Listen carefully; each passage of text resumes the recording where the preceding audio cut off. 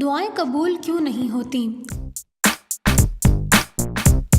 قبولیت دعا کے لیے ضروری ہے کہ آدمی کا کھانا پینا اور اس کا لباس حلال کمائی کا ہو، ورنہ اللہ تعالیٰ کے ہاں ایسی دعا کی قبولیت کا کوئی سوال ہی پیدا نہیں ہوتا۔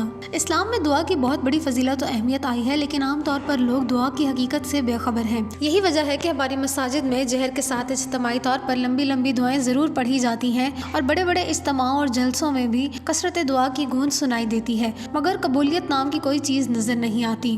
دعا کے آداب کیا ہیں اور اس کی قبولیت کی شرائط کیا ہیں، ان باتوں کو جاننے سے لوگوں کو کوئی دلچسپی نہیں ہوتی، بلکہ وہ صرف الفاظ کی رٹ لگانے کو دعا سمجھتے ہیں۔ لیکن سچ یہ ہے کہ اس طرح کی تمام دعائیں اللہ کے نزدیک شرف قبولیت حاصل نہیں کر پاتی اور بے اثر و بے نتیجہ ثابت ہوتی ہیں۔ قرآن و حدیث کے گہرے مطالعے سے معلوم ہوتا ہے کہ اللہ تعالیٰ انہی لوگوں کی دعاؤں کو قبول کرتا ہے اور بن مانگے بھی دیتا ہے، جو اس کے احکام پر پابندی سے عمل کرتے ہیں اور اس کی آخری کتاب قرآن پاک کو پڑھتے ہیں اور اس کی آیات پر غور و فکر کرتے ہیں۔ اگر ایسے لوگوں کو دعا مانگنے کا موقع نہ بھی ملے، تب بھی اللہ تعالیٰ ان کو دعا مانگنے والوں سے بھی زیادہ دیتا ہے۔ اس سلسلے میں انتہائی غور طلب حدیث اس طرح سے آئی ہے۔ حضرت ابو سعید خضری رضی اللہ عنہ بیان کرتے ہیں کہ رسول اللہ صلی اللہ علیہ وسلم نے فرمایا، اللہ تعالیٰ فرماتا ہے جو شخص قرآن میں اس قدر مشغول ہو جائے کہ وہ میری یاد کے لیے الگ سے وقت نہ نکال سکے اور مجھ سے اپنی حاجت نہ طلب کر سکے، تو میں مانگنے والوں کو جتنا دیتا ہوں میں اس سے زیادہ اس کو دوں گا۔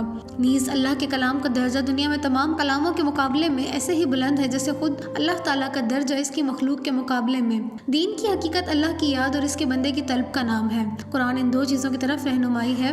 اصل میں سورہ فاتحہ بندہ مومن کی دعا ہے، اور دنیا و آخرت کی کوئی طلب ایسی نہیں ہے جو ایک بندہ مومن اللہ سے طلب کر سکتا ہے اور قرآن میں اس کا ذکر نہ ہو، بلکہ وہ انسان کے جذبات و احساسات کی پوری تسکین پاتا ہے اور اس کا وجود سراپا دعا بن جاتا ہے۔ اس سلسلے میں مسلم میں حضرت ابو ہریرہ رضی اللہ عنہ کی ایک طویل حدیث مروی ہے، جس کے آخر میں پیغمبر اسلام صلی اللہ علیہ وسلم کے دعا کے حوالے سے یہ قابل غور ارشاد فرماتے ہیں، آپ نے ایسے شخص کا ذکر فرمایا جو لمبا سفر کرتا ہے، جس کے بال غبار آلود ہیں، وہ آسمان کی طرف اپنے ہاتھوں کو اٹھا کر کہتا ہے، اے میرے رب، حالانکہ اس کا کھانا حرام ہے، اس کا پینا حرام ہے، اس کا لباس حرام ہے اور اس کی غذا حرام ہے، تو اس صورت میں اس کی دعا کیوں کر قبول ہوگی؟